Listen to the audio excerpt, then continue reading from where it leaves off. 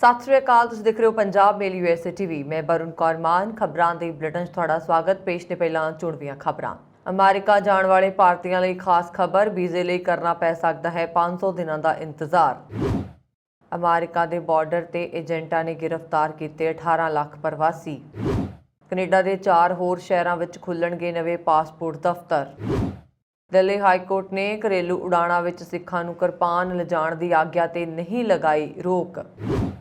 ਪਾਕਿਸਤਾਨ ਸਰਕਾਰ ਨੇ ਅੰਤਰਰਾਸ਼ਟਰੀ ਯਾਤਰੀਆਂ ਲਈ ਲਾਗੂ ਕੀਤਾ ਨਵਾਂ ਨਿਯਮ। ਉੱਤਰੀ ਕੈਲੀਫੋਰਨੀਆ ਵਿੱਚ ਹਵਾਈ ਅੱਡੇ ਤੇ ਲੈਂਡਿੰਗ ਦੌਰਾਨ ਟਕਰਾਏ ਜਹਾਜ਼, 2 ਲੋਕਾਂ ਦੀ ਮੌਤ। ਟਰੰਪ ਦੇ ਕਰੀਬੀ ਨੇ 15 ਮਾਮਲਿਆਂ ਵਿੱਚ ਕਬੂਲੀ ਟੈਕਸ ਚੋਰੀ। ਭਾਰਤ ਦੇ ਦੌਰੇ ਤੇ ਆਏਗਾ ਅਮਰੀਕੀ ਵਫਦ। ਤਾਇਵਾਨ ਨਾਲ ਵਪਾਰਕ ਗੱਲਬਾਤ ਕਰੇਗਾ ਅਮਰੀਕਾ। ਤੇ ਹੁਣ ਇਹਨਾਂ ਖਬਰਾਂ ਦਾ ਵਿਸਥਾਰ ਤੇ ਕੁਝ ਹੋਰ ਖਬਰਾਂ।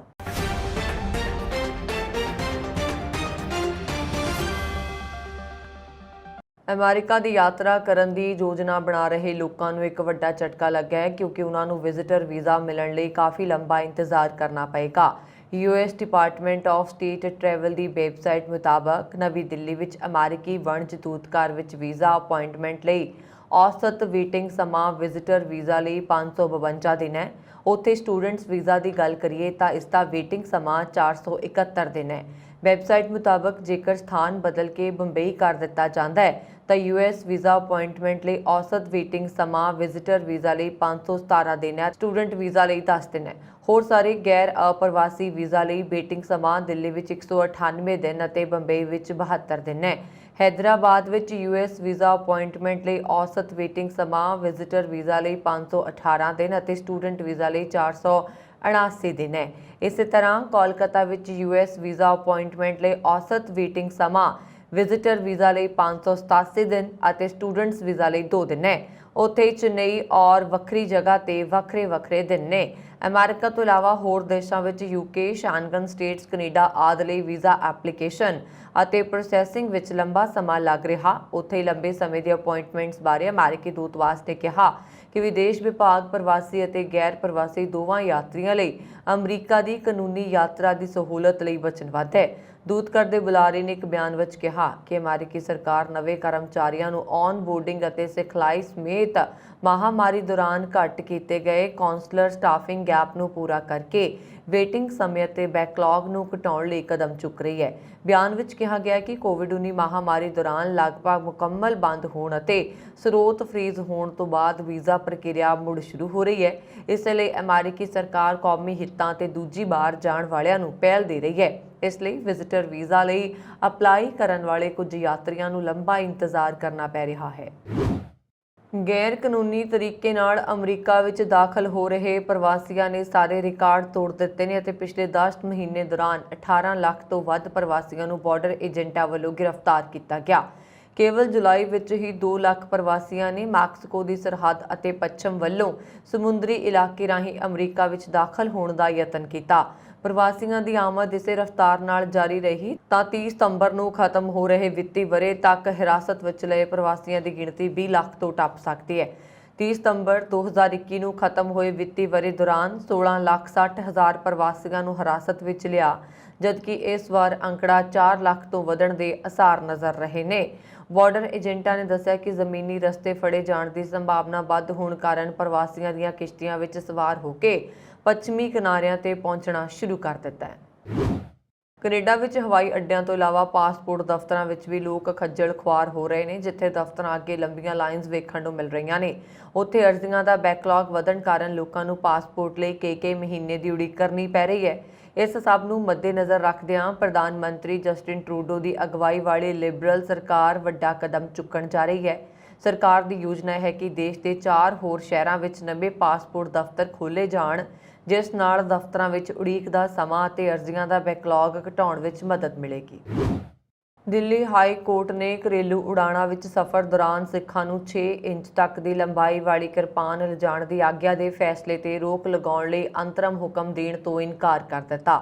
ਇਸ ਸੰਬੰਧ ਵਿੱਚ 4 ਮਾਰਚ 2022 ਦੇ ਨੋਟੀਫਿਕੇਸ਼ਨ ਨੂੰ ਚੁਣੌਤੀ ਦੇਣ ਵਾਲੀ ਇੱਕ ਪਟੀਸ਼ਨ ਤੇ ਸੁਣਵਾਈ ਕਰਦਿਆਂ ਚੀਫ ਜਸਟਿਸ ਸਤੀਸ਼ ਚੰਦਰ ਸ਼ਰਮਾ ਅਤੇ ਜਸਟਿਸ ਸੁਬਰਾਮਾਨੀਅਮ ਪ੍ਰਸਾਦ ਦੇ ਬੈਂਚ ਨੇ ਕਿਹਾ, ਕੋਈ ਰੋਕ ਨਹੀਂ। ਬੈਂਚ ਨੇ ਕੇਂਦਰ ਸਿਵਲ ਹਵਾਬਾਜ਼ੀ ਡਾਇਰੈਕਟਰ ਜਨਰਲ ਤੇ ਹੋਰ ਜਵਾਬਦੇਹ ਧਿਰਾਂ ਨੂੰ ਪਟੀਸ਼ਨ ਤੇ ਆਪਣਾ ਜਵਾਬ ਦਾਖਲ ਕਰਨ ਨੂੰ ਕਿਹਾ। ਪਟੀਸ਼ਨ ਵਿੱਚ ਕਾਰਜਯੋਗ ਹੱਲ ਦੀ ਜਾਂਚ ਲਈ ਇੱਕ ਕਮੇਟੀ ਦੇ ਗਠਨ ਦੀ ਮੰਗ ਕੀਤੀ ਗਈ ਹੈ ਤਾਂ ਜੋ ਇਹ ਯਕੀਨੀ ਬਣਾਇਆ ਜਾ ਸਕੇ ਕਿ ਉਡਾਣ ਦੌਰਾਨ ਆਗਿਆ ਦਿੱਤੀ ਗਈ ਕਿਰਪਾਨ ਉਚਿਤ ਰੂਪ ਨਾਲ ਡਿਜ਼ਾਈਨ ਅਤੇ ਤਿਆਰ ਕੀਤੀ ਗਈ ਹੋਵੇ ਅਤੇ ਇਸ ਦੀ ਲੰਬਾਈ 4 ਸੈਂਟੀਮੀਟਰ ਤੋਂ ਵੱਧ ਨਾ ਹੋਵੇ। ਵਕੀਲ ਹਰਸ਼ ਬਿਪੋਰ ਸਿੰਘਲ ਵੱਲੋਂ ਦਾਇਰ ਪਟੀਸ਼ਨ 'ਚ ਕਿਹਾ ਗਿਆ ਹੈ ਕਿ ਮੌਜੂਦਾ ਸਮੇਂ ਮਨਜ਼ੂਰਸ਼ੁਦਾ ਮਾਪਾਂ ਦੇ ਰੂਪ ਵਿੱਚ ਉਡਾਣਾਂ 'ਚ ਕਿਰਪਾਨ ਦੀ ਆਗਿਆ ਦੇਣਾ ਹਵਾਬਾਜ਼ੀ ਸੁਰੱਖਿਆ ਲਈ ਖਤਰਨਾਕ ਹੈ ਅਤੇ ਜੇਕਰ ਕਿਰਪਾਨ ਨੂੰ ਧਰਮ ਦੇ ਲਿਹਾਜ਼ ਤੇ ਸੁਰੱਖਿਅਤ ਮੰਨਿਆ ਜਾਂਦਾ ਹੈ ਤਾਂ ਹਰੇਕ ਲਈ ਇਹ ਹੈਰਾਨੀ ਵਾਲੀ ਗੱਲ ਹੈ ਕਿ ਬੁਣਾਈ ਤੇ ਕਰੋਸ਼ੀਆ ਵਾਲੀਆਂ ਸੂਈਆਂ, ਨਾਰੀਅਲ, ਪੇਚਕਸ ਤੇ ਛੋਟੇ ਪੈਨ, ਚਾਕੂਆਂ ਆਦਿ ਨੂੰ ਕਿਵੇਂ ਖਤਰਨਾਕ ਤੇ ਪਾਬੰਦੀਸ਼ੁਦਾ ਮੰਨਿਆ ਜਾਂਦਾ ਹੈ। ਪਟੀਸ਼ਨ ਵਿੱਚ ਕਿਹਾ ਗਿਆ ਸੀ ਕਿ ਇੱਕ ਉਲਟ ਧਾਰਨਾ ਤੋਂ ਅਲੱਗ ਕਿਰਪਾਨ ਇੱਕ ਤੇਜ਼ਧਾਰ ਹਥਿਆਰ ਹੀ ਹੁੰਦਾ ਹੈ ਜਿਸ ਦਾ ਇਸਤੇਮਾਲ ਸੈਂਕੜੇ ਕਤਲਾਂ 'ਚ ਕੀਤਾ ਗਿਆ ਹੈ ਅਤੇ ਕਈਆਂ 'ਚ ਤਾਂ ਸੁਪਰੀਮ ਕੋਰਟ ਨੇ ਵੀ ਫੈਸਲੇ ਸੁਣਾਏ ਨੇ। ਇਸ ਤਰ੍ਹਾਂ ਕਿਰਪਾਨ ਨਾਲ ਆਸਮਾਨ 'ਚ ਦਹਿਸ਼ਤ ਫੈਲ ਸਕਦੀ ਹੈ ਤੇ ਹਵਾਬਾਜ਼ੀ ਸੁਰੱਖਿਆ ਪ੍ਰਭਾਵਿਤ ਹੋ ਸਕਦੀ ਹੈ। ਦੱਸਣਯੋਗ ਹੈ ਕਿ 4 ਮਾਰਚ 2022 ਨੂੰ ਜਾਰੀ ਕੀਤੇ ਨੋਟੀਫਿਕੇਸ਼ਨ ਵਿੱਚ ਕੇਂਦਰ ਸਰਕਾਰ ਨੇ ਕਿਹਾ ਸੀ ਕਿ ਸਿੱਖ ਯਾਤਰੀਆਂ ਨੂੰ ਭਾਰਤ ਵਿੱਚ ਕਿਸੇ ਵੀ ਨਾਗਰਿਕ ਉਡਾਣ ਵਿੱਚ ਸਵਾਰ ਹੋਣ ਸਮੇਂ 6 ਇੰਚ ਤੱਕ ਕਿਰਪਾਨ ਰੱਖਣ ਦੀ ਆਗਿਆ ਹੋਏ ਪਰ ਇਸ ਦੀ ਕੁੱਲ ਲੰਬਾਈ 9 ਇੰਚ ਤੋਂ ਜ਼ਿਆਦਾ ਨਹੀਂ ਹੋਣੀ ਚਾਹੀਦੀ। ਹੁਣ ਇਸ ਮਾਮਲੇ ਦੀ ਅਗਲੀ ਸੁਣਵਾਈ 15 ਦਸੰਬਰ ਨੂੰ ਹੋਏਗੀ। ਸਿਵਲ ਐਵੀਏਸ਼ਨ ਅਥਾਰਟੀ ਵੱਲੋਂ ਜਾਰੀ ਨੋਟੀਫਿਕੇਸ਼ਨ ਮੁਤਾਬਕ ਪਾਕਿਸਤਾਨ ਸਰਕਾਰ ਨੇ ਵਿੱਤੀ ਐਕਸ਼ਨ ਟਾਸਕ ਫੋਰਸ ਦੀ ਸ਼ਰਤ ਨੂੰ ਪੂਰਾ ਕਰਨ ਅਤੇ ਮਨੀ ਲਾਂਡਰਿੰਗ ਨੂੰ ਰੋਕਣ ਲਈ ਸਾਰੇ ਅੰਤਰਰਾਸ਼ਟਰੀ ਯਾਤਰੀਆਂ ਦੁਆਰਾ ਕਰੰਸੀ ਡਿਕਲੇਰੇਸ਼ਨ ਮਤਲਬ ਮੁਦਰਾ ਦੀ ਘੋਸ਼ਣਾ ਕਰਨਾ ਲਾਜ਼ਮੀ ਕਰ ਦਿੱਤਾ ਹੈ। FATF ਟੀਮ ਅਗਲੇ ਮਹੀਨੇ ਪਾਕਿਸਤਾਨ ਆਏਗੀ। ਦਾ ਐਕਸਪ੍ਰੈਸ ਟ੍ਰਿਬਿਊਨ ਦੀ ਰਿਪੋਰਟ ਦੇ ਅਨੁਸਾਰ ਇਹ ਨੋਟੀਫਿਕੇਸ਼ਨ ਉਦੋਂ ਆਈ ਹੈ ਜਦੋਂ FATF ਦੀ ਟੀਮ ਦੇ ਅਗਲੇ ਮਹੀਨੇ ਪਾਕਿਸਤਾਨ ਵਿੱਚ ਇਸਲਾਮਾਬਾਦ ਵੱਲੋਂ ਮਨੀ ਲਾਂਡਰਿੰਗ ਅਤੇ ਅੱਤਵਾਦੀ ਫੰਡਿੰਗ ਨੂੰ ਰੋਕਣ ਲਈ ਚੁੱਕੇ ਗਏ ਕਦਮਾਂ ਦੀ ਪੁਸ਼ਟੀ ਕਰਨ ਲਈ ਔਨ ਸਾਈਟ ਦੌਰੇ ਤੇ ਆਉਣ ਦੀ ਉਮੀਦ ਹੈ। ਮੰਨਿਆ ਜਾ ਰਿਹਾ ਕਿ ਇੱਕ ਸਫਲ ਔਨ ਸਾਈਟ ਫੇਰੀ ਪਾਕਿਸਤਾਨ ਲਈ FATF ਦੀ ਟੀਮ ਦੀ ਗ੍ਰੀਨ ਸੂਚੀ ਤੋਂ ਬਾਹਰ ਹੋਣ ਦਾ ਰਾਹ ਪੱਧਰਾ ਕਰੇਗੀ। ਬਿਆਨ ਵਿੱਚ ਇਹ ਵੀ ਕਿਹਾ ਗਿਆ ਹੈ ਕਿ ਕੋਈ ਵੀ ਅੰਤਰਰਾਸ਼ਟਰੀ ਯਾਤਰੀ ਘੋਸ਼ਣਾ ਪੱਤਰ ਜਮ੍ਹਾਂ ਕੀਤੇ ਬਿਨਾਂ ਹਵਾਈ ਅੱਡੇ ਤੋਂ ਬਾਹਰ ਨਹੀਂ ਜਾ ਸਕੇਗਾ, ਉਸ ਨੂੰ ਘੋਸ਼ਣਾ ਪੱਤਰ ਭਰਨਾ ਹੀ ਪਏਗਾ।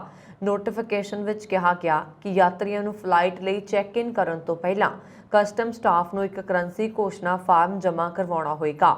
ਅਥਾਰਟੀ ਨੇ ਨਿਰਦੇਸ਼ ਜਾਰੀ ਕੀਤੇ ਸਨ ਕਿ ਕਰੰਸੀ ਘੋਸ਼ਣਾ ਫਾਰਮ 에ਅਰਲਾਈਨਸ ਦੇ ਬੁਕਿੰਗ ਦਫ਼ਤਰਾਂ ਤੇ ਉਪਲਬਧ ਕਰਵਾਏ ਜਾਣ।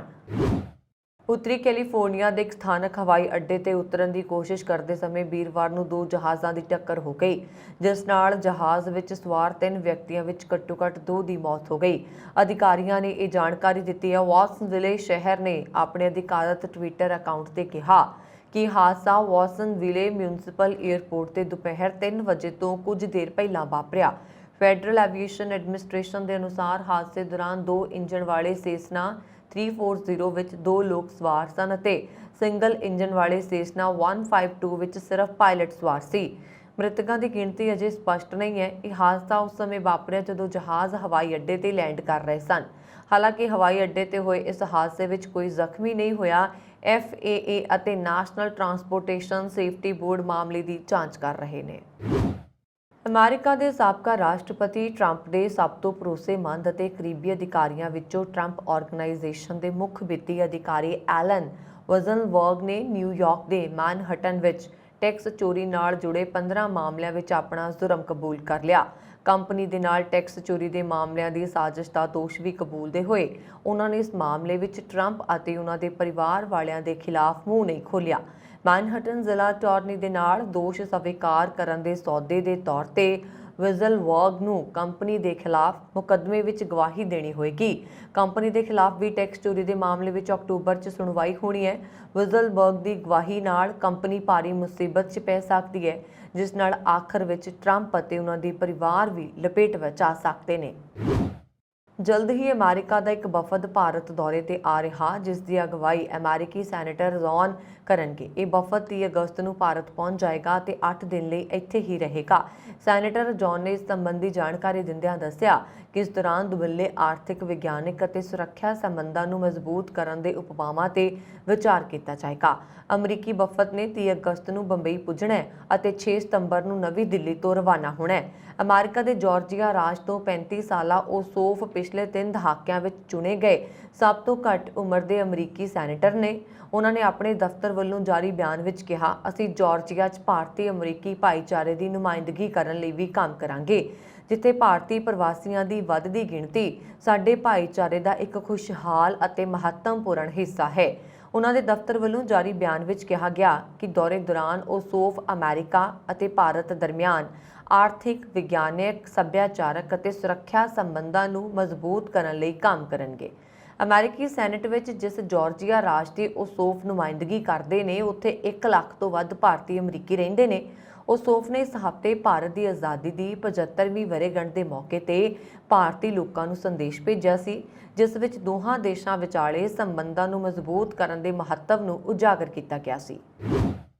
ਅਮਰੀਕੀ ਸਰਕਾਰ ਨੇ ਵੀਰਵਾਰ ਨੂੰ ਤਾਇਵਾਨ ਨਾਲ ਵਪਾਰਕ ਗੱਲਬਾਤ ਸ਼ੁਰੂ ਕਰਨ ਦਾ ਐਲਾਨ ਕੀਤਾ ਹੈ, ਜਿਸ ਨੂੰ ਟਾਪੂ ਦੇਸ਼ ਲਈ ਸਮਰਥਨ ਦੇ ਸੰਕੇਤ ਵਜੋਂ ਦੇਖਿਆ ਜਾ ਰਿਹਾ। ਉਧਰ ਚੀਨ ਤਾਇਵਾਨ ਤੇ ਆਪਣਾ ਦਾਅਵਾ ਕਰਦਾ ਹੈ ਅਤੇ ਉਸਨੇ ਚੇਤਾਵਨੀ ਦਿੱਤੀ ਹੈ ਕਿ ਜੇ ਲੋੜ ਪਈ ਤਾਂ ਉਹ ਆਪਣੀ ਪ੍ਰਭੂ ਸੱਤਾ ਦੀ ਰੱਖਿਆ ਲਈ ਕਾਰਵਾਈ ਕਰੇਗਾ। ਇਹ ਘੋਸ਼ਣਾ ਤਾਇਵਾਨ ਨੂੰ ਡਰਾਉਣ ਲਈ ਬੀਜਿੰਗ ਦੁਆਰਾ ਸਮੁੰਦਰ ਵਿੱਚ ਮਿਜ਼ਾਈਲਾਂ ਦਾਗੀਆਂ ਜਾਣ ਤੋਂ ਬਾਅਦ ਆਈ ਹੈ। ਚੀਨ ਦੇ ਰਾਸ਼ਟਰਪਤੀ ਸ਼ੀ ਜਿਨਪਿੰਗ ਦੀ ਸਰਕਾਰ ਨੇ ਗੱਲਬਾਤ ਦੀ ਆਲੋਚਨਾ ਕੀਤੀ। ਚੀਨੀ ਸਰਕਾਰ ਨੇ ਅਮਰੀਕਾ ਨੂੰ ਚੇਤਾਵਨੀ ਦਿੱਤੀ ਹੈ ਕਿ ਉਹ ਤਾਇਵਾਨ ਨੂੰ ਆਜ਼ਾਦੀ ਲਈ ਭੜਕਾਉਣ ਦੀ ਕੋਸ਼ਿਸ਼ ਨਾ ਕਰੇ। ਵਣਜ ਮੰਤਰਾਲਾ ਦੇ ਬੁਲਾਰੇ ਜ਼ੂ ਜ਼ੁਏਟਿੰਗ ਨੇ ਕਿਹਾ ਕਿ ਚੀਨ ਇਸ ਦਾ ਸਖਤ ਵਿਰੋਧ ਕਰਦਾ ਹੈ। ਉਸਨੇ ਅਮਰੀਕਾ ਨੂੰ ਚੀਨ ਦੇ ਮੁੱਖ ਹਿੱਤਾਂ ਦਾ ਪੂਰੀ ਤਰ੍ਹਾਂ ਸਨਮਾਨ ਕਰਨ ਲਈ ਕਿਹਾ। ਤਾਇਵਾਨ ਸਵੈ ਸ਼ਾਸਨ ਵਾਲੇ ਟਾਪੂ ਤੇ ਚੀਨੀ ਰਾਜਨੀਤਿਕ ਨਿਯੰਤਰਣ ਨੂੰ ਸਵੀਕਾਰ ਕਰਨ ਲਈ ਬੀਜਿੰਗ ਦੇ ਦਬਾਅ ਦਾ ਵਿਰੋਧ ਕਰਨ ਲਈ ਫੌਜੀ ਅਭਿਆਸੀਆਂ ਦੁਆਰਾ ਆਪਣੀ ਯੋਗਤਾ ਦਾ ਪ੍ਰਦਰਸ਼ਨ ਕਰ ਰਿਹਾ। ਚੀਨ ਦੇ ਸਮੁੰਦਰੀ ਜਹਾਜ਼ਾਂ ਅਤੇ ਹਵਾਈ ਜਹਾਜ਼ਾਂ ਦੁਆਰਾ ਤਾਇਵਾਨ ਦੇ ਸਮੁੰਦਰੀ ਅਤੇ ਹਵਾਈ ਖੇਤਰ ਵਿੱਚ ਚੀਨੀ ਮਿਜ਼ਾਈਲਾਂ ਦਾਗੇ ਜਾਣ ਤੋਂ ਕੁਝ ਦਿਨ ਬਾਅਦ ਤਾਇਵਾਨ ਨੇ ਬੁੱਧਵਾਰ ਨੂੰ ਹਾਲੈਂਡ ਦੀ ਦੱਖਣ ਪੂਰਬੀ ਕਾਉਂਟੀ ਵਿੱਚ ਫੌਜੀ ਅਭਿਆਸ ਦਾ ਆਯੋਜਨ ਕੀਤਾ। ਬੁਲਾਰੇ ਜ਼ੂ ਨੇ ਕਿਹਾ ਕਿ ਚੀਨ ਆਪਣੀ ਪ੍ਰਭੂ ਸੱਤਾ ਦੀ ਰੱਖਿਆ ਲਈ ਸਾਰੇ ਜ਼ਰੂਰੀ ਕਦਮ ਚੁੱਕੇਗਾ। ਉਧਰ ਅਮਰੀਕਾ ਦਾ ਕਹਿਣਾ ਹੈ ਕਿ ਚੀਨ ਅਤੇ ਤਾਇਵਾਨ ਦੀ ਸਥਿਤੀ ਤੇ ਉਸਦਾ ਕੋਈ ਰੁਖ ਨਹੀਂ ਹੈ, ਪਰ ਉਹ ਚਾਹੁੰਦਾ ਹੈ ਕਿ ਚੀਨ ਅਤੇ ਤਾਇਵਾਨ ਵਿਚਾਲੇ ਵਿਵਾਦ ਦਾ ਹੱਲ ਸ਼ਾਂਤੀਪੂਰਨ ਹੋਵੇ। ਪਾਕਿਸਤਾਨ ਅਤੇ ਅਮਰੀਕਾ ਦੇ ਚੋਟੀ ਦੇ ਫੌਜੀ ਕਮਾਂਡਰਾਂ ਨੇ ਵੀਰਵਾਰ ਨੂੰ ਰੱਖਿਆ, ਸੁਰੱਖਿਆ, ਸਹਿਯੋਗ ਅਤੇ ਆਪਸੀ ਹਿੱਤਾਂ ਅਤੇ ਖੇਤਰੀ ਸੁਰੱਖਿਆ ਦੇ ਹੋਰ ਮੁੱਦਿਆਂ ਤੇ ਗੱਲਬਾਤ ਕੀਤੀ। ਅਮਰੀਕਾ ਦੀ ਕੇਂਦਰੀ ਕਮਾਨ ਦੇ ਮੁਖੀ ਜਨਰਲ ਮਾਈਕਲ ਨੇ ਆਪਣੇ ਵਫਦ ਨਾਲ ਰਾਵਲਪਿੰਡੀ ਸਥਿਤ ਪਾਕਿਸਤਾਨੀ ਫੌਜ ਦੇ ਮੁੱਖ ਦਫ਼ਤਰ ਦਾ ਦੌਰਾ ਕੀਤਾ ਤੇ ਫੌਜੀ ਮੁਖੀ ਜਨਰਲ ਕਮਰ ਜਾਵੇਦ ਬਾਜਵਾ ਨਾਲ ਬੈਠਕ ਕੀਤੀ। ਪਾਕਿਸਤਾਨੀ ਫੌਜ ਵੱਲੋਂ ਜਾਰੀ ਇੱਕ ਬਿਆਨ ਵਿੱਚ ਇਹ ਜਾਣਕਾਰੀ ਦਿੱਤੀ ਗਈ ਹੈ। ਬੈਠਕ ਦੌਰਾਨ ਉਨ੍ਹਾਂ ਆਪਸੀ ਹਿੱਤਾਂ, ਖੇਤਰੀ ਸੁਰੱਖਿਆ ਸਥਿਤੀ ਅਤੇ ਸਥਿਰਤਾ ਰੱਖਿਆ ਤੇ ਸੁਰੱਖਿਆ ਸਹਿਯੋਗ ਦੇ ਮਾਮਲਿਆਂ ਤੇ ਚਰਚਾ ਕੀਤੀ। ਦੁਨੀਆ ਦੇ ਸਾਰੇ ਮੁਲਕਾਂ ਨੂੰ ਰੂਸ ਨਾਲ ਸੰਬੰਧ ਤੋੜਨ ਦੀ ਗੱਲ ਆਖਣ ਵਾਲਾ ਅਮਰੀਕਾ ਭਾਰਤ ਅੱਗੇ ਬੇਵਸ ਨਜ਼ਰ ਆਇਆ। ਅਮਰੀਕਾ ਨੇ ਕਿਹਾ ਕਿ ਭਾਰਤ ਦੇ ਰੂਸ ਨਾਲ ਦਹਾਕਿਆਂ ਪੁਰਾਣੇ ਸੰਬੰਧ ਨੇ, ਲਿਹਾਜ਼ਾ ਭਾਰਤ ਨੂੰ ਰੂਸ ਵੱਲੋਂ ਆਪਣੀ ਵਿਦੇਸ਼ ਨੀਤੀ ਦੇ ਝੁਕਾਅ ਨੂੰ ਬਦਲਣ ਵਿੱਚ ਲੰਬਾ ਸਮਾਂ ਲੱਗੇਗਾ। ਅਮਰੀਕਾ ਨੇ ਕਿਹਾ ਕਿ ਉਹ ਚਤੁਰਭੁਜ ਸੁਰੱਖਿਆ ਸੰਵਾਦ ਅਤੇ ਹੋਰ ਮੰਚਾਂ ਰਾਹੀਂ ਭਾਰਤ ਦੇ ਨਾਲ ਬਹੁਤ ਨੇੜਿਓਂ ਕੰਮ ਕਰ ਰਿਹਾ ਹੈ। ਅਮਰੀਕੀ ਵਿਦੇਸ਼ ਵਿਭਾਗ ਦੇ ਬੁਲਾਰੇ ਨੀਡ ਪ੍ਰਾਈਸ ਨੇ ਇੱਥੇ ਪੱਤਰਕਾਰਾਂ ਨੂੰ ਕਿਹਾ ਹੈ ਕਿ ਕਿਸੇ ਹੋਰ ਦੇਸ਼ ਦੀ ਵਿਦੇਸ਼ ਨੀਤੀ ਬਾਰੇ ਗੱਲ ਕਰਨਾ ਮੇਰਾ ਕੰਮ ਨਹੀਂ ਹੈ, ਪਰ ਮੈਂ ਭਾਰਤ ਤੋਂ ਜੋ ਕੁਝ ਸੁਣਿਆ ਹੈ ਉਸ ਬਾਰੇ ਗੱਲ ਕਰ ਸਕਦਾ ਹਾਂ। ਬੁਲਾਰੇ ਦੇ ਮੁਤਾਬਕ ਅਸੀਂ ਦੁਨੀਆ ਭਰ ਦੇ ਦੇਸ਼ਾਂ ਨੂੰ ਯੂਕਰੇਨ ਤੇ ਰੂਸ ਦੇ ਹਮਲੇ ਖਿਲਾਫ ਸੰਯੁਕਤ ਰਾਸ਼ਟਰ ਮਹਾਸਭਾ ਵਿੱਚ ਆਪਣੀ ਵੋਟ ਸਮੇਤ ਕਈ ਗੱਲਾਂ ਤੇ ਖੁੱਲ੍ਹ ਕੇ ਬੋਲਦੇ ਦੇਖਿਆ। ਅਸੀਂ ਇਹ ਗੱਲ ਵੀ ਸਮਝਦੇ ਹਾਂ ਕਿ ਜਿਵੇਂ ਕਿ ਮੈਂ ਕੁਝ ਸਮਾਂ ਪਹਿਲਾਂ ਕਿਹਾ ਸੀ ਕਿ ਇਹ ਪਾਵਰ ਬਟਨ ਦਬਾਉਣ ਵਰਗਾ ਨਹੀਂ ਹੈ। ਉਹਨਾਂ ਨੇ ਇੱਕ ਸਵਾਲ ਦੇ ਜਵਾਬ ਵਿੱਚ ਕਿਹਾ ਕਿ ਇਹ ਖਾਸ ਤੌਰ ਤੇ ਉਹਨਾਂ ਦੇਸ਼ਾਂ ਦੀ ਸਮੱਸਿਆ ਹੈ ਜਿਨ੍ਹਾਂ ਦੇ ਰੂਸ ਨਾਲ ਇਤਿਹਾਸਕ ਸੰਬੰਧ ਨੇ, ਜਿਵੇਂ ਕਿ ਭਾਰਤ ਦੇ ਮਾਮਲੇ ਵਿੱਚ ਇਸ ਦੇ ਸੰਬੰਧ ਦਹਾਕਿਆਂ ਪੁਰਾਣੇ ਨੇ। ਭਾਰਤ ਨੂੰ ਰੂਸ ਵੱਲੋਂ ਆਪਣੀ ਵਿਦੇਸ਼ ਨੀਤੀ ਦੇ ਝੁਕਾਅ ਨੂੰ ਉਲਟਾਉਣ ਵਿੱਚ ਲੰਬਾ ਸਮਾਂ ਲੱਗੇਗਾ। ਰੂਸ ਅਤੇ ਚੀਨ ਅਤੇ ਭਾਰਤ ਸਮੇਤ ਕਈ ਹੋਰ ਦੇਸ਼ਾਂ ਦਰਮਿਆਨ ਬਹੁਪੱਖੀ ਸੰਯੁਕਤ ਫੌਜੀ ਅਭਿਆਸਾਂ ਨਾਲ ਜੁੜੇ ਸਵਾਲਾਂ ਦੇ ਜਵਾਬ ਵਿੱਚ ਪ੍ਰਾਈਸ ਨੇ ਕਿਹਾ ਕਿ ਦੇਸ਼ ਨਿਯਮਿਤ ਤੌਰ ਤੇ ਆਪਣੀ ਪ੍ਰਭੂ ਸੱਤਾ ਦੇ ਫੈਸਲੇ ਖੁਦ ਕਰਦੇ ਨੇ। ਇਸ ਤੈਅ ਕਰਨਾ ਉਹਨਾਂ ਦਾ ਪੂਰਾ ਅਧਿਕਾਰ ਹੈ ਕਿ ਉਹਨਾਂ ਦੇ ਕਿਹੜੇ ਫੌਜੀ ਅਭਿਆਸਾਂ ਵਿੱਚ ਹਿੱਸਾ ਲੈਣਾ ਹੈ। ਮੈਂ ਇਹ ਵੀ ਦੱਸਾਂਗਾ ਕਿ ਇਸ ਅਭਿਆਸ ਵਿੱਚ ਹਿੱਸਾ ਲੈਣ ਵਾਲੇ ਜ਼ਿਆਦਾਤਰ ਦੇਸ਼ਾਂ ਨੇ ਅਮਰੀਕਾ ਦੇ ਨਾਲ ਵੀ ਨਿਯਮਿਤ ਫੌਜੀ ਅਭਿਆਸ ਕੀਤਾ ਹੈ। ਪ੍ਰਾਈਸ ਨੇ ਕਿਹਾ ਕਿ ਮੈਨੂੰ ਇਸ ਗਤੀਵਿਧੀ ਨਾਲ ਜੁੜੀ ਕੋਈ ਹੋਰ ਗੱਲ ਨਹੀਂ ਦਿਸਦੀ। ਹੁਣ ਵਿਆਪਕ ਵਿਸ਼ਾ ਇਹ ਹੈ ਕਿ ਅਸੀਂ ਸੁਰੱਖਿਆ ਸਮੇਤ ਕਈ ਖੇਤਰਾਂ ਵਿੱਚ ਚੀਨ ਅਤੇ ਰੂਸ ਦਰਮਿਆਨ ਵੱਧਦੇ ਸੰਬੰਧਾਂ ਨੂੰ ਦੇਖਿਆ ਔਰ ਦਿੱਤੇ ਨੇ। ਉਹਨਾਂ ਨੇ ਕਿਹਾ ਹੈ ਕਿ ਅੰਤਰਰਾਸ਼ਟਰੀ ਵਿਵਸਥਾ ਨੂੰ ਲੈ ਕੇ ਚੀਨ ਅਤੇ ਰੂਸ ਜਿਹੇ ਦੇਸ਼ਾਂ ਦੇ ਨਜ਼ਰੀਏ ਦੇ ਮੱਦੇਨਜ਼ਰ ਚਿੰਤਾ ਦੀ ਗੱਲ ਹੈ। ਕੈਨੇਡਾ ਵਿੱਚ ਖੁਦ ਤਰੱਕੀ ਕਰਨ ਦੇ ਨਾਲ-ਨਾਲ ਦੂਜਿਆਂ ਲਈ ਰਾਹ ਦਸੇਰਾ ਬਣਨ ਵਾਲੇ ਚੋਟੀ ਦੇ 25 ਪ੍ਰਵਾਸੀਆਂ ਨੂੰ ਹਰ ਸਾਲ ਕੈਨੇਡੀਅਨ ਇਮੀਗ੍ਰੈਂਟ ਅਵਾਰਡ ਦਿੱਤਾ ਜਾਂਦਾ ਹੈ। ਇਸ ਵਾਰ ਵੀ 14ਵੀਂ ਸਾਲਾਨਾ ਟੌਪ 25 ਕੈਨੇਡੀਅਨ ਇਮੀਗ੍ਰੈਂਟ ਅਵਾਰਡ ਦੀ ਸੂਚੀ ਜਾਰੀ ਕੀਤੀ ਗਈ, ਜਿਸ ਵਿੱਚ ਅਨਿਲ ਅਰੋੜਾ ਤੇ ਹਰਮਨ ਸਿੰਘ ਸਣੇ ਭਾਰਤੀ ਮੂਲ ਦੇ 5 ਲੋਕਾਂ ਦਾ ਨਾਮ ਸ਼ਾਮਲ ਹੈ। ਇਸ ਤੋਂ ਇਲਾਵਾ ਕੈਨੇਡਾ ਦੇ ਟਰਾਂਸਪੋਰਟ ਮੰਤਰੀ ਓਮਰ ਅਲਗਬਰਾ ਨੂੰ ਵੀ ਇਸ ਖਿਤਾਬ ਨਾਲ ਨਿਵਾਜਿਆ ਗਿਆ। ਵੈਸਟਰਨ ਯੂਨੀਅਨ ਵੱਲੋਂ ਪੇਸ਼ ਕੀਤੀ ਗਈ ਇਹ ਸੂਚੀ ਕੈਨੇਡਾ ਦੀ ਤਰੱਕੀ ਦੇ ਖੁਸ਼ਹਾਲੀ ਵਿੱਚ ਅਹਿਮ ਯੋਗਦਾਨ ਪਾਉਣ ਵਾਲੇ ਪ੍ਰਵਾਸੀਆਂ ਨੂੰ ਮਾਨਤਾ ਦਿੰਦੀ ਹੈ। ਮੈਗਜ਼ੀਨ ਦਾ ਕਹਿਣਾ ਹੈ ਕਿ ਇਹ ਇੱਕੋ ਇੱਕ ਕੌਮੀ ਖਿਤਾਬ ਹੈ ਜੋ ਦੂਜਿਆਂ ਲਈ ਪ੍ਰੇਰਣਾ ਸਰੋਤ ਬਣਨ ਵਾਲੇ ਕੈਨੇਡੀਅਨ ਪ੍ਰਵਾਸੀਆਂ ਦੀਆਂ ਪ੍ਰਾਪਤੀਆਂ ਦਾ ਜਸ਼ਨ ਮਨਾਉਂਦੇ ਨੇ। ਦੁਨੀਆ 'ਚ ਗ੍ਰੀਸ ਗੈਸ ਦੇ 2 ਸਭ ਤੋਂ ਵੱਡੇ ਉਤਸਰਜਕ ਚੀਨ ਅਤੇ ਅਮਰੀਕਾ 'ਚ ਵਾਤਾਵਰਣ ਨੀਤੀ ਨੂੰ ਲੈ ਕੇ ਟਵਿੱਟਰ ਤੇ ਟਕਰਾਅ ਦੇਖਣ ਨੂੰ ਮਿਲ ਰਿਹਾ। ਚੀਨ ਨੇ ਸਵਾਲ ਕੀਤਾ ਹੈ ਕਿ ਅਮਰੀਕਾ ਇਸ ਹਫ਼ਤੇ ਰਾਸ਼ਟਰਪਤੀ ਜੋ ਬਾਈਡਨ ਵੱਲੋਂ ਦਸਤਖਤ ਇਤਿਹਾਸਕ ਵਾਤਾਵਰਣ ਕਾਨੂੰਨ ਤੇ ਅਮਲ ਕਰ ਸਕਦਾ ਹੈ। ਅਮਰੀਕੀ ਸੰਸਦ ਵੱਲੋਂ ਪਿਛਲੇ ਸ਼ੁੱਕਰਵਾਰ ਨੂੰ ਬਿੱਲ ਪਾਸ ਹੋਣ ਤੋਂ ਬਾਅਦ ਚੀਨ ਵਿੱਚ ਅਮਰੀਕੀ ਰਾਜਦੂਤ ਨੇ ਐਤਵਾਰ ਨੂੰ ਟਵਿੱਟਰ ਤੇ ਕਿਹਾ ਕਿ ਅਮਰੀਕਾ ਆਪਣੇ ਹੁਣ ਤੱਕ ਦੇ ਸਭ ਤੋਂ ਵੱਡੇ ਨਿਵੇਸ਼ ਅਤੇ ਜਲਵਾਯੂ ਪਰਿਵਰਤਨ ਨੂੰ ਲੈ ਕੇ ਕਾਰਵਾਈ ਕਰ ਰਿਹਾ ਅਤੇ ਚੀਨ ਨੂੰ ਇਸ ਦੀ ਪਾਲਣਾ ਕਰਨੀ ਚਾਹੀਦੀ ਹੈ। ਇਸ ਤੇ ਪ੍ਰਤੀਕਿਰਿਆ ਦਿੰਦਿਆਂ ਚੀਨ ਦੇ ਵਿਦੇਸ਼ ਮੰਤਰਾਲਾ ਦੇ ਮੰਗਲਵਾਰ ਰਾਤ ਨੂੰ ਟਵੀਟ ਕੀਤਾ, ਸੁਣ ਕੇ ਚੰਗਾ ਲੱਗਾ, ਪਰ ਜੋ ਗੱਲ ਮਾਇਨੇ ਰੱਖਦੀ ਹੈ ਉਹ ਇਹ ਹੈ ਕਿ ਅਮਰੀਕਾ ਇਸ ਨੂੰ ਅਮਲ 'ਚ ਲਿਆ ਸਕੇਗਾ। ਵੱਧਦੇ ਤਾਪਮਾਨ ਨੂੰ ਸੀਮਿਤ ਕਰਨ ਲਈ ਵਿਸ਼ਵ ਵਿਆਪੀ ਯਤਨਾਂ ਦੀ ਸਫਲਤਾ ਦੇ ਲਈ ਅਮਰੀਕਾ ਚੀਨ ਸਹਿਯੋਗ ਨੂੰ ਵਿਆਪਕ ਤੌਰ ਤੇ ਮਹੱਤਵਪੂਰਨ ਮੰਨਿਆ ਜਾਂਦਾ ਹੈ। ਤਾਇਵਾਨ ਅਤੇ ਹੋਰ ਮੁੱਦਿਆਂ ਨੂੰ ਲੈ ਕੇ ਰਿਸ਼ਤਿਆਂ ਚਾਹੇ ਠੰਡੇਪਣ ਦੇ ਮੱਦੇਨਜ਼ਰ ਕੁਝ ਲੋਕ ਸਵਾਲ ਚੁੱਕਦੇ ਨੇ ਕਿ ਕੀ ਇਹ ਦੋਵੇਂ ਸਹਿਯੋਗ ਕਰ ਸਕਦੇ ਨੇ। ਹਾਲ ਹੀ ਵਿੱਚ ਅਮਰੀਕੀ ਪ੍ਰਤੀਨਿਧੀ ਸਭਾ ਦੀ ਸਪੀਕਰ ਨੈਂਸੀ ਪੈਲੋਸੀ ਦੀ ਤਾਇਵਾਨ ਯਾਤਰਾ ਨੂੰ ਲੈ ਕੇ ਚੀਨ ਨੇ ਇਸ ਮਹੀਨੇ ਦੇ ਸ਼ੁਰੂ 'ਚ ਵਿਰੋਧ ਵਜੋਂ ਅਮਰੀਕਾ ਨਾਲ ਜਲਵਾਯੂ ਤੇ ਹੋਰ ਮੁੱਦਿਆਂ ਤੇ ਅਮਰੀਕਾ ਨਾਲ ਗੱਲਬਾਤ ਨੂੰ ਮੁਅੱਤਲ ਕਰਨ ਦਾ ਐਲਾਨ ਕੀਤਾ ਸੀ। ਚੀਨ ਅਤੇ ਅਮਰੀਕਾ ਦਰਮਿਆਨ ਸਹਿਯੋਗ ਵਾਲੇ ਕੁਝ ਖੇਤਰਾਂ 'ਚ ਜਲਵਾਯੂ ਵੀ ਸ਼ਾਮਲ ਹੈ। ਅਮਰੀਕੀ ਅਧਿਕਾਰੀਆਂ ਨੇ ਚੀਨ ਦੇ ਰੁਖ ਦੀ ਨਿੰਦਾ ਕੀਤੀ ਸੀ ਅਤੇ ਵਿਦੇਸ਼ ਮੰਤਰੀ ਐਂਟਨੀ ਬਲਿੰਕਨ ਨੇ ਕਿਹਾ ਸੀ ਕਿ ਅਮਰੀਕਾ ਨੂੰ ਨਹੀਂ ਸੰਸਾਰ ਨੂੰ ਸਜ਼ਾ ਦਿੰਦਾ ਹੈ। ਚੀਨੀ ਵਿਦੇਸ਼ ਮੰਤਰਾਲਾ ਦੇ ਬੁਲਾਰੇ ਨੇ ਪਿਛਲੇ ਹਫ਼ਤੇ ਅਮਰੀਕਾ ਤੋਂ ਵਾਤਾਵਰਣ ਤਬਦੀਲੀ ਤੇ ਆਪਣੀਆਂ ਇਤਿਹਾਸਕ ਜ਼ਿੰਮੇਵਾਰੀਆਂ ਨੂੰ ਪੂਰਾ ਕਰਨ ਅਤੇ ਆਪਣੀ ਅਯੋਗਤਾ ਲਈ ਬਹਾਨੇ ਲੱਭਣੇ ਬੰਦ ਕਰਨ ਦਾ ਸੱਦਾ ਦਿੱਤਾ ਸੀ। ਇਸ ਤੇ ਪ੍ਰਤੀਕਿਰਿਆ ਮੰਗਣ ਤੇ ਮੰਤਰਾਲਾ ਨੇ ਬਾਅਦ ਵਿੱਚ ਆਪਣੇ ਕੁਝ ਜਵਾਬ ਟਵੀਟ ਕੀਤੇ ਅਤੇ ਅਮਰੀਕੀ ਜਲਵਾਯੂ ਪਰਿਵਰਤਨ ਬਿੱਲ ਤੇ ਆਪਣੇ ਟਵੀਟ ਤੋਂ ਵਾਰਨਸ ਨੇ 4 ਦਿਨ ਬਾਅਦ ਜਵਾਬ ਦਿੱਤਾ ਸੀ। ਸ੍ਰੀਲੰਕਾ ਦੇ ਸਾਬਕਾ ਰਾਸ਼ਟਰਪਤੀ ਗੋਟਾਬਾਇਆ ਰਾਜਪਕਸ਼ੇ ਨੇ ਅਮਰੀਕਾ ਵਿੱਚ ਸੈਟਲ ਹੋਣ ਲਈ ਗ੍ਰੀਨ ਕਾਰਡ ਲਈ ਅਪਲਾਈ ਕੀਤਾ ਹੈ। ਪਿਛਲੇ ਮਹੀਨੇ ਸ੍ਰੀਲੰਕਾ ਵਿੱਚ ਲੋਕਾਂ ਨੇ ਉਹਨਾਂ ਦੇ ਅਸਤੀਫੇ ਦੀ ਮੰਗ ਕਰਦੇ ਹੋਏ ਸਰਕਾਰ ਵਿਰੋਧੀ ਪ੍ਰਦਰਸ਼ਨ ਕੀਤੇ ਸੀ, ਜਿਸ ਦੇ ਚਲਦਿਆਂ ਉਹ ਦੇਸ਼ ਤੋਂ ਫਰਾਰ ਹੋ ਗਏ ਸੀ। ਉਹਨਾਂ ਦੀ ਪਤਨੀ ਅਤੇ ਬੇਟਾ ਪਹਿਲਾਂ ਹੀ ਅਮਰੀਕਾ ਵਿੱਚ ਸੈਟਲ ਹੋ ਚੁੱਕੇ ਨੇ। ਸ੍ਰੀਲੰਕਾ ਦੇ ਅਖਬਾਰ ਡੇਲੀ ਮਿਰਰ ਨੇ ਸੂਤਰਾਂ ਦੇ ਹਵਾਲੇ ਨਾਲ ਦਾਅਵਾ ਕੀਤਾ ਹੈ ਕਿ ਅਮਰੀਕਾ ਵਿੱਚ ਰਾਜਪਕਸ਼ੇ ਦੇ ਵਕੀਲਾਂ ਨੇ ਪਿਛਲੇ ਮਹੀਨੇ ਹੀ ਉਹਨਾਂ ਲਈ ਗ੍ਰੀਨ ਕਾਰਡ ਲੈਣ ਦੀ ਪ੍ਰਕਿਰਿਆ ਸ਼ੁਰੂ ਕਰ ਦਿੱਤੀ ਸੀ। ਉਹਨਾਂ ਦੀ ਪਤਨੀ ਲੌਮਾ ਰਾਜਪਕਸ਼ੇ ਪਹਿਲਾਂ ਹੀ ਅਮਰੀਕਾ ਦੇ ਨਾਗਰਿਕ ਨੇ। ਅਫਗਾਨਿਸਤਾਨ ਦੇ ਕਾਬੁਲ ਸ਼ਹਿਰ ਵਿੱਚ ਗੁਰਦੁਆਰਾ ਦਸ਼ਮੇਸ਼ ਪਿਤਾ ਗੁਰੂ ਗੋਬਿੰਦ ਸਿੰਘ ਜੀ ਨੂੰ ਮੁੜ ਤੋਂ ਬਣਾਉਣ ਦਾ ਕੰਮ ਸ਼ੁਰੂ ਹੋ ਗਿਆ। ਅਹਿਮ ਗੱਲ ਇਹ ਹੈ ਕਿ ਤਾਲਿਬਾਨ ਨੇ ਇਸ ਦੇ ਲਈ ਪੂਰਾ ਖਰਚਾ ਦਿੱਤਾ ਹੈ। ਇਹ ਗੁਰਦੁਆਰਾ ਸਾਹਿਬ 2 ਮਹੀਨੇ ਪਹਿਲਾਂ ਹਮਲੇ ਵਿੱਚ ਨੁਕਸਾਨੇ ਗਏ ਸਨ। ਗੁਰਦੁਆਰਾ ਸਾਹਿਬ ਤੇ ਹਮਲੇ ਦੀ ਜ਼ਿੰਮੇਵਾਰੀ ਇਸਲਾਮਿਕ ਸਟੇਟ ਖੁਰਾਸਾਨ ਪ੍ਰੋਵਿੰਸ ਨੇ ਲਈ ਸੀ। ਗੁਰਦੁਆਰਾ ਸਾਹਿਬ ਨੂੰ ਮੁੜ ਤੋਂ ਬਣਾਉਣ ਦੀ ਜ਼ਿੰਮੇਵਾਰੀ ਹਿੰਦੂ ਅਤੇ ਸਿੱਖ ਭਾਈਚਾਰੇ ਦੇ ਲੋਕਾਂ ਨੂੰ ਦਿੱਤੀ ਗਈ ਹੈ। ਕਾਬੁਲ ਵਿੱਚ ਹਿੰਦੂ ਸਿੱਖ ਸੁਸਾਇਟੀ ਦੇ ਮੁਖੀ ਰਾਮ ਸਰਨ ਪਸੀਨ ਜੀ ਨੇ ਦੱਸਿਆ ਕਿ ਉਹਨਾਂ ਦੇ ਖੁਦ ਦੇ ਲੋਕ ਇੰਜੀਨੀਅਰ ਇੱਥੇ ਆਏ ਨੇ ਅਤੇ ਨੁਕਸਾਨ ਦਾ ਅੰਦਾਜ਼ਾ ਲਗਾਇਆ। ਹਿਸਾਬ ਲਗਾਉਣ ਤੋਂ ਬਾਅਦ ਸਾਨੂੰ ਪੈਸੇ ਦਿੱਤੇ ਗਏ। ਬ੍ਰਿਟੇਨ ਵਿੱਚ ਗੈਰ ਕਾਨੂੰਨੀ ਢੰਗ ਨਾਲ ਰਹਿ ਰਹੇ ਪਾਕਿਸਤਾਨੀ ਨਾਗਰਿਕਾਂ ਖਿਲਾਫ ਸਰਕਾਰ ਨੇ ਵੱਡਾ ਕਦਮ ਚੁੱਕ ਲਿਆ ਹੈ। ਬ੍ਰਿਟੇਨ ਨੇ ਪਾਕਿਸਤਾਨ ਨਾਲ ਨਵਾਂ ਸਮਝੌਤਾ ਕੀਤਾ, ਜਿਸ ਨੂੰ ਇਤਿਹਾਸਕ ਵੀ ਕਰਾਰ ਦਿੱਤਾ ਜਾ ਰਿਹਾ। ਇਸ ਦਾ ਉਦੇਸ਼ ਹੈ ਉਹਨਾਂ ਪਾਕਿਸਤਾਨੀ ਨਾਗਰਿਕਾਂ ਨੂੰ ਹਟਾਉਣਾ ਜਿਨ੍ਹਾਂ ਨੂੰ ਯੂਕੇ ਵਿੱਚ ਰਹਿਣ ਦਾ ਕਾਨੂੰਨੀ ਅਧਿਕਾਰ ਨਹੀਂ ਹੈ। ਰਿਟਰਨਸ ਐਗਰੀਮੈਂਟ ਮਤਲਬ ਵਾਪਸੀ ਸਮਝੌਤੇ ਤੇ ਗ੍ਰਹਿ ਮੰਤਰੀ ਪ੍ਰੀਤੀ ਪਟੇਲ ਅਤੇ ਉਹਨਾਂ ਦੇ ਪਾਕਿਸਤਾਨੀ ਹਮਰੁਤਬਾ ਯੂਸਫ ਨਸੀਮ ਖੋਖਰ ਅਤੇ ਬ੍ਰਿਟੇਨ ਵਿੱਚ ਪਾਕਿਸਤਾਨ ਦੇ ਹਾਈ ਕਮਿਸ਼ਨਰ ਮੌਜ਼ਮ ਅਹਿਮਦ ਖਾਨ ਨੇ ਲੰਡਨ ਵਿੱਚ ਦਸਤਖਤ ਕੀਤੇ। ਪਟੇਲ ਨੇ ਕਿਹਾ ਕਿ ਮੈਨੂੰ ਮਾਣ ਹੈ ਕਿ ਸਾਡੇ ਪਾਕਿਸਤਾਨੀ ਦੋਸਤਾਂ ਨਾਲ ਵਿਦੇਸ਼ੀ ਅਪਰਾਧੀਆਂ ਅਤੇ ਇਮੀਗ੍ਰੇਸ਼ਨ ਦੀ ਉਲੰਘਣਾ ਕਰਨ ਵਾਲਿਆਂ ਨੂੰ ਯੂਕੇ ਤੋਂ ਘਰ ਭੇਜਣ ਲਈ ਇਹ ਇੱਕ ਇਤਿਹਾਸਕ ਨਵੇਂ ਸਮਝੌਤੇ ਤੇ ਹਸਤਾਖਰ ਕੀਤੇ ਨੇ। ਬ੍ਰਿਟੇਨ ਦੇ ਗ੍ਰਹਿ ਦਫ਼ਤਰ ਦੇ ਅੰਕੜਿਆਂ ਦੇ ਅਨੁਸਾਰ ਪਾਕਿਸਤਾਨੀ ਨਾਗਰਿਕ ਇੰਗਲੈਂਡ ਅਤੇ ਵੇਲਜ਼ ਦੀਆਂ ਜੇਲ੍ਹਾਂ ਵਿੱਚ 7ਵੇਂ ਸਭ ਤੋਂ ਵੱਧ ਵਿਦੇਸ਼ੀ ਅਪਰਾਧੀ ਨੇ। ਇਹ ਡੀਲ ਪਿਛਲੀ ਇਮਰਾਨ ਖਾਨ ਸਰਕਾਰ ਵਿੱਚ ਤੈਅ ਹੋ ਗਈ ਸੀ, ਪਰ ਉਸ ਤੋਂ ਬਾਅਦ ਪਾਕਿਸਤਾਨ ਵਿੱਚ ਸੱਤਾ ਬਦਲ ਗਈ ਅਤੇ ਹੁਣ ਸ਼ਹਿਬਾਜ਼ ਸ਼ਰੀਫ ਦੇਸ਼ ਦੇ ਪ੍ਰਧਾਨ ਮੰਤਰੀ ਨੇ।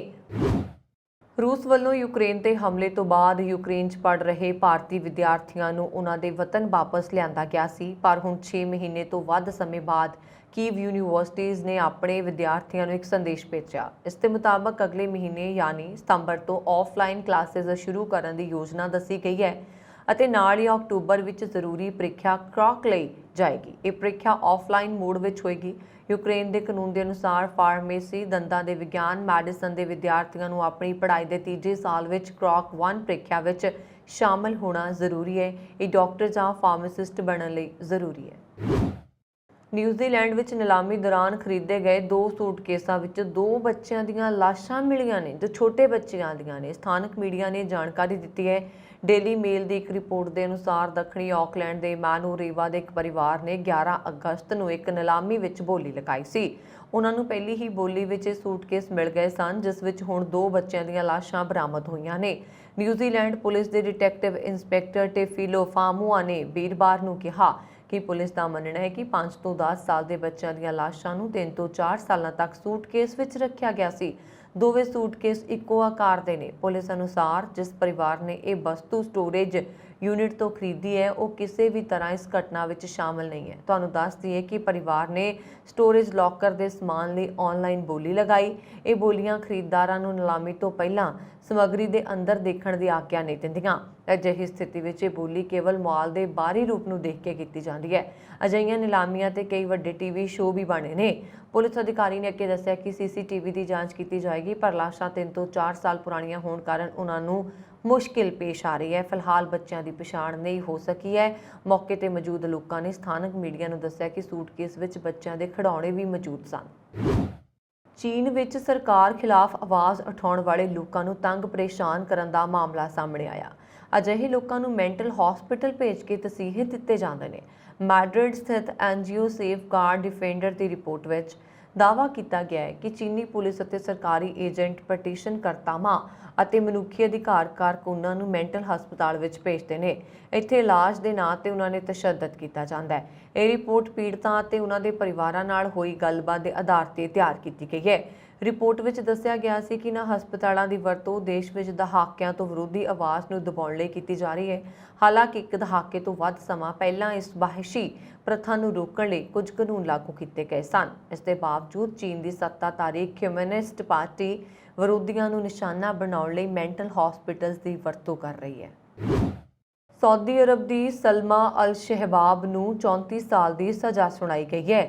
ਇਹ ਸਜ਼ਾ ਪੂਰੀ ਹੋਣ ਤੋਂ ਬਾਅਦ ਸਲਮਾ ਨੂੰ 34 ਸਾਲ ਦੇ ਟਰੈਵਲ ਬੈਨ ਦਾ ਵੀ ਸਾਹਮਣਾ ਕਰਨਾ ਪਏਗਾ। ਸਲਮਾ ਅਲ ਸ਼ਹਿਬਾਬ ਨੇ ਆਪਣੇ ਟਵਿੱਟਰ ਅਕਾਊਂਟ ਤੋਂ ਸਾਊਦੀ ਮਹਿਲਾਵਾਂ ਦੇ ਅਧਿਕਾਰਾਂ ਨੂੰ ਲੈ ਕੇ ਕਈ ਟਵੀਟ ਰੀਟਵੀਟ ਕੀਤੇ। ਸਲਮਾ ਨੇ ਜੇਲ੍ਹ ਵਿੱਚ ਬੰਦ ਐਕਟਿਵਿਸਟ ਸਣੇ ਕਈ ਹੋਰ ਮਹਿਲਾ ਕਾਰਕੁਨਾਂ ਦੀ ਰਿਹਾਈ ਦੀ ਵਕਾਲਤ ਕੀਤੀ। ਡੇਲੀ ਮੇਲ ਦੇ ਮੁਤਾਬਕ ਸਾਊਦੀ ਅਰਬ ਸਰਕਾਰ ਨੇ ਉਹਨਾਂ ਤੇ ਦੋਸ਼ ਲਗਾਇਆ ਕਿ ਟਵਿੱਟਰ ਦੇ ਜ਼ਰੀਏ ਸਲਮਾ ਲੋਕਾਂ ਦੇ ਵਿੱਚ ਅਸ਼ਾਂਤੀ ਪੈਦਾ ਕਰਨਾ ਚਾਹੁੰਦੀ ਸੀ। ਉਹਨਾਂ ਦੇ ਟਵੀਟ ਨਾਲ ਰਾਸ਼ਟਰੀ ਸੁਰੱਖਿਆ ਨੂੰ ਖਤਰਾ ਪੈਦਾ ਹੋਇਆ ਸੀ। ਸਾਊਦੀ ਟੈਰਰਿਜ਼ਮ ਕੋਰਟ ਨੇ ਉਹਨਾਂ ਨੂੰ 34 ਸਾਲ ਦੀ ਸਜ਼ਾ ਸੁਣਾ ਦਿੱਤੀ। ਸਲਮਾ ਦੇ 2 ਬੱਚੇ ਨੇ। ਇਹਨਾਂ ਵਿੱਚ ਇੱਕ ਦੀ ਉਮਰ 4 ਅਤੇ ਦੂਜੇ ਦੀ 6 ਸਾਲ ਹੈ। ਪਹਿਲਾਂ ਉਹਨਾਂ ਨੂੰ 6 ਸਾਲ ਦੀ ਸਜ਼ਾ ਸੁਣਾਈ ਗਈ ਸੀ, ਲੇਕਿਨ ਸੋਮਵਾਰ ਨੂੰ ਉਹਨਾਂ ਦੀ ਸਜ਼ਾ ਸਾਊਦੀ ਟੈਰਰਿਜ਼ਮ ਕੋਰਟ ਨੇ ਵਧਾ ਕੇ 34 ਸਾਲ ਕਰ ਦਿੱਤੀ। ਇੱਕ ਵਾਰ ਸਲਮਾ ਦੀ ਇਹ ਸਜ਼ਾ ਪੂਰੀ ਹੋ ਜਾਏਗੀ, ਇਸ ਤੋਂ ਬਾਅਦ 34 ਸਾਲ ਦਾ ਟਰੈਵਲ ਬੈਨ ਵੀ ਲਾਗੂ ਕੀਤਾ ਜਾਏਗਾ। ਸਬ ਇੰਸਪੈਕਟਰ ਦਿਲਬਾਗ ਸਿੰਘ ਦੀ ਗੱਡੀ ਵਿੱਚ ਬੰਬ ਲਗਾਉਣ ਵਾਲੇ ਚਾਚਾ ਭਤੀਜਾ ਹਰਪਾਲ ਤੇ ਫਤਿਹਦੀਪ ਨੂੰ ਉਹਨਾਂ ਦੇ ਮੋਬਾਈਲ ਨੇ ਹੀ ਪੁਲਿਸ ਤੱਕ ਪਹੁੰਚਾਇਆ। ਜੇਕਰ ਪੁਲਿਸ ਦੋਸ਼ੀਆਂ ਨੂੰ ਫੜਨ ਵਿੱਚ ਥੋੜੀ ਵੀ ਦੇਰੀ ਕਰਦੀ ਤਾਂ ਦੋਵੇਂ ਮਾਲਦੇਵ ਭੱਜ ਚੁੱਕੇ ਹੁੰਦੇ, ਪਰ ਪੁਲਿਸ ਨੇ ਦੋਵਾਂ ਨੂੰ ਦਿੱਲੀ ਏਅਰਪੋਰਟ ਤੋਂ ਗ੍ਰਿਫਤਾਰ ਕਰ ਲਿਆ। 15-16 ਅਗਸਤ ਦੀ ਰਾਤ ਲਗਭਗ 3 ਵਜੇ ਬੰਬ ਲਗਾਇਆ ਗਿਆ ਸੀ। ਇਸ ਦੇ ਬਾਅਦ ਦੋਵੇਂ ਦਿੱਲੀ ਵੱਲ ਰਵਾਨਾ ਹੋ ਗਏ। 16 ਅਗਸਤ ਨੂੰ ਘਟਨਾ ਦੀ ਜਾਣਕਾਰੀ ਮਿਲਦੇ ਹੀ ਪੁਲਿਸ ਦੀ ਟੈਕਨੀਕਲ ਟੀਮ ਨੇ ਜਾਂਚ ਸ਼ੁਰੂ ਕਰ ਦਿੱਤੀ। ਰਣਜੀਤ ਐਵਨਿਊ ਵਿੱਚ ਰਾਤ ਦੇ ਸਮੇਂ ਐਕਟਿਵ ਮੋਬਾਈਲ ਫੋਨ ਦਾ ਡਾਟਾ ਖੰਗਾਲਿਆ। ਰਾਤ ਸਮੇਂ ਯੂਜ਼ਰਸ ਘੱਟ ਹੋਣ ਕਾਰਨ ਹਰਪਾਲ ਤੇ ਫਤਿਹਦੀਪ ਦਾ ਮੋਬਾਈਲ ਜਲਦੀ ਟਰੇਸ ਹੋ ਗਿਆ। ਮੋਬਾਈਲ ਦੇ ਸਿਗਨਲ ਹੀ ਪੰਜਾਬ ਪੁਲਿਸ ਨੂੰ ਦਿੱਲੀ ਤੱਕ ਲੈ ਗਏ। ਰਣਜੀਤ ਐਵਨਿਊ ਵਿੱਚ ਬੰਬ ਲਗਾਉਣ ਦੇ ਬਾਅਦ ਦੋਵੇਂ ਦੋਸ਼ੀ ਹਰਪਾਲ ਤੇ ਫਤਿਹਦੀਪ ਨੇ ਦਿੱਲੀ ਦਾ ਰੁਖ ਕਰ ਲਿਆ ਸੀ। ਦੋਵਾਂ ਨੇ ਰਾਤ ਸਮੇਂ ਹੀ ਕੈਨੇਡਾ ਵਿੱਚ ਬੈਠੇ ਲਖਵੀਰ ਸਿੰਘ ਨੂੰ ਫੋਨ ਕਰਕੇ ਬੰਬ ਲਗਵਾਉਣ ਦੀ ਜਾਣਕਾਰੀ ਦਿੱਤੀ, ਜਿਸ ਦੇ ਬਾਅਦ ਉਰਲੰਡਾ ਨੇ ਦੋਵਾਂ ਨੂੰ ਫਲਾਈਟ ਫੜ ਕੇ ਜਲਦ ਕੈਨੇਡਾ ਆਉਣ ਲਈ ਕਿਹਾ। ਸੰਦੇਸ਼ ਵੀ ਦਿੱਤਾ ਕਿ ਪਾਕਿਸਤਾਨ ਵਿੱਚ ਬੈਠਾ ਅੱਤਵਾਦੀ ਹਰਵਿੰਦਰ ਸਿੰਘ ਰਿੰਦਾ ਜਲਦੀ ਹੀ ਉਹਨਾਂ ਨੂੰ ਪੇਮੈਂਟ ਵੀ ਕਰ ਦੇਗਾ। ਪੁਲਿਸ ਨੇ ਹਰਪਾਲ ਤੇ ਫਤਿਹਦੀਪ ਦੋਵਾਂ ਤੋਂ ਮਾਲਦੀਵ ਦੀ ਟਿਕਟ ਰਿਕਵਰ ਕੀਤੀ ਹੈ। ਨਾਲ ਹੀ ਉਹਨਾਂ ਕੋਲੋਂ $4000 ਦੇ ਲਗਭਗ 2.5 ਲੱਖ ਰੁਪਏ ਦੀ ਕਰੰਸੀ ਵੀ ਬਰਾਮਦ ਕੀਤੀ ਹੈ। ਸੂਚਨਾ ਮਿਲੀ ਹੈ ਕਿ ਇਹ ਪੈਸਾ ਉਹਨਾਂ ਨੂੰ ਅੱਤਵਾਦੀ ਹਰਵਿੰਦਰ ਰਿੰਦਾ ਤੋਂ ਮਿਲਿਆ। ਦੋਵਾਂ ਦੋਸ਼ੀਆਂ ਦੀ ਗ੍ਰਿਫਤਾਰੀ ਦੇ ਬਾਅਦ ਇਹ ਵੀ ਖੁਲਾਸਾ ਹੋਇਆ ਹੈ ਕਿ ਹਰਪਾਲ ਸਿੰਘ ਪੰਜਾਬ ਪੁਲਿਸ ਵਿੱਚ ਕਾਂਸਟੇਬਲ ਸੀ, ਪਰ ਉਸਦੇ ਵਿਦੇਸ਼ ਵਿੱਚ ਬੈਠੇ ਅੱਤਵਾਦੀਆਂ ਤੇ ਗੈਂਗਸਟਰਸ ਨਾਲ ਪਹਿਲਾਂ ਤੋਂ ਹੀ ਸੰਬੰਧ ਸਨ। ਕੁਝ ਸਾਲ ਪਹਿਲਾਂ ਫਤਿਹਦੀਪ ਆਪਣੇ ਚਾਚਾ ਹਰਪਾਲ ਦੀ ਸੰਗਤ ਵਿੱਚ ਪੈ ਗਿਆ, ਨਸ਼ਾ ਕਰਨ ਲੱਗਾ ਸੀ, ਕਾਰਨ ਫਤਿਹਦੀਪ ਨੂੰ ਉਸਦੇ ਪਰਿਵਾਰ ਨੇ ਕੱਢ ਦਿੱਤਾ ਸੀ। ਵਰਤੀਆਂ ਗਈਆਂ ਕਾਰਾਂ ਦੀ ਵਿਕਰੀ 'ਚ ਇੱਕ ਵੱਡੇ ਘਪਲੇ ਦਾ ਪਰਦਾਫਾਸ਼ ਕਰਦਿਆਂ ਪੰਜਾਬ ਪੁਲਿਸ ਨੇ ਮਾਨਸਾ ਦੇ ਇੱਕ ਸਕ੍ਰੈਪ ਡੀਲਰ ਸਮੇਤ 3 ਵਿਅਕਤੀਆਂ ਨੂੰ ਮਾਰੂਤੀ ਸੁਜ਼ੂਕੀ ਕਾਰਾਂ ਦੇ ਚੈਸੀ ਨੰਬਰਾਂ ਨਾਲ ਛੇੜਛਾੜ ਕਰਕੇ ਤੇ ਗਾਹਕਾਂ ਨੂੰ ਜਾਇਜ਼ ਵਾਹਨ ਵਜੋਂ ਰਜਿਸਟਰਡ ਕਰਵਾਉਣ ਲਈ ਧੋਖੇ ਨਾਲ ਵੇਚਣ ਦੇ ਦੋਸ਼ ਵਿੱਚ ਗ੍ਰਿਫਤਾਰ ਕੀਤਾ। ਇਹ ਜਾਣਕਾਰੀ ਦਿੰਦਿਆਂ ਇੱਥੇ ਰੋਪੜ ਰੇਂਜ ਦੇ deputy inspector general Gurpreet Singh Bhullar ਨੇ ਦੱਸਿਆ ਕਿ ਪਟਿਆਲਾ ਦੇ ਬਹਾਦਰਗੜ੍ਹ ਵਿਖੇ ਸਥਿਤ ਅਟੇਲੀਅਰ ਆਟੋਮੋਬਾਈਲਸ ਨਾਮ ਦੀ ਇੱਕ ਅਧਿਕਾਰਤ ਮਾਰੂਤੀ ਸੁਜ਼ੂਕੀ ਡੀਲਰਸ਼ਿਪ ਨੇ ਸ਼ੋਰੂਮ ਦੇ ਅਹਾਤੇ ਵਿੱਚ ਹੜ੍ਹਾਂ ਕਾਰਨ ਨੁਕਸਾਨੀਆਂ ਗਈਆਂ ਘੱਟੋ-ਘੱਟ 87 ਕਾਰਾਂ ਨੂੰ ਵੇਚ ਦਿੱਤਾ। ਉਹ ਵੀ ਕੇਵਲ 85 ਲੱਖ ਰੁਪਏ 'ਚ। ਕਾਰਾਂ ਬਿਲਕੁਲ ਨਵੀਆਂ ਸਨ, ਪਰ ਹੜ੍ਹਾਂ ਪ੍ਰਭਾਵਿਤ ਸ਼ੋਰੂਮ 'ਚ ਖੜੀਆਂ ਹੋਣ ਕਾਰਨ ਅਧਿਕਾਰਤ ਤੌਰ ਤੇ ਕੰਡਮ ਕਰਾਰ ਦਿੱਤੀਆਂ ਗਈਆਂ ਸਨ। ਇਹਨਾਂ ਨੂੰ 27 ਜੁਲਾਈ 2019 ਨੂੰ ਮਾਨਸਾ ਸਥਿਤ ਇੱਕ ਸਕ੍ਰੈਪ ਡੀਲਰ ਵਿੱਚ ਵੇਚ ਦਿੱਤਾ ਗਿਆ, ਜਿਸ ਦੀ ਪਛਾਣ ਪੁਨੀਤ ਗੋਇਲ ਦੀ ਮਲਕੀਅਤ ਵਾਲੀ ਮੈਸਰਜ਼ ਪੁਨੀਤ ਟ੍ਰੇਡਿੰਗ ਕੰਪਨੀ ਵਜੋਂ ਕੀਤੀ ਗਈ। ਗੋਇਲ ਫਰਾਰ ਹੈ ਅਤੇ ਪੁਲਿਸ ਟੀਮਾਂ ਨੇ ਉਸ ਨੂੰ ਗ੍ਰਿਫਤਾਰ ਕਰਨ ਲਈ ਛਾਪੇਮਾਰੀ ਸ਼ੁਰੂ ਕਰ ਦਿੱਤੀ ਹੈ। ਫੜੇ ਗਏ ਵਿਅਕਤੀਆਂ ਦੀ ਪਛਾਣ ਰਾਜਪਾਲ ਸਿੰਘ, ਜਸਪ੍ਰੀਤ ਸਿੰਘ ਉਰਫ ਰਿੰਕੂ ਅਤੇ ਹੋਰਾਂ ਵਜੋਂ ਹੋਈ ਹੈ। ਪੁਲਿਸ ਨੇ 40 ਕਾਰਾਂ ਵੀ ਬਰਾਮਦ ਕੀਤੀਆਂ ਨੇ, ਜਿਨ੍ਹਾਂ ਵਿੱਚ 8 ਸਿਆਜ਼, 2 ਸਵਿਫਟ, 8 ਸਵਿਫਟ ਡਿਜ਼ਾਇਰ ਆਦਿ ਗੱਡੀਆਂ ਸ਼ਾਮਲ ਨੇ। ਇਹ ਸਨ ਹੁਣ ਤੱਕ ਦੀਆਂ ਖਬਰਾਂ। ਮੈਨੂੰ ਬਰੁਣ ਕੌਰ ਮਾਨ ਨੂੰ ਦਿਓ ਆਗਿਆ। ਹੋਰ ਖਬਰਾਂ ਦੇ ਲਈ ਸਾਡਾ YouTube channel Punjab Meli USA TV ਜ਼ਰੂਰ ਸਬਸਕ੍ਰਾਈਬ ਕਰੋ। ਸਤਿ ਸ਼੍ਰੀ ਅਕਾਲ।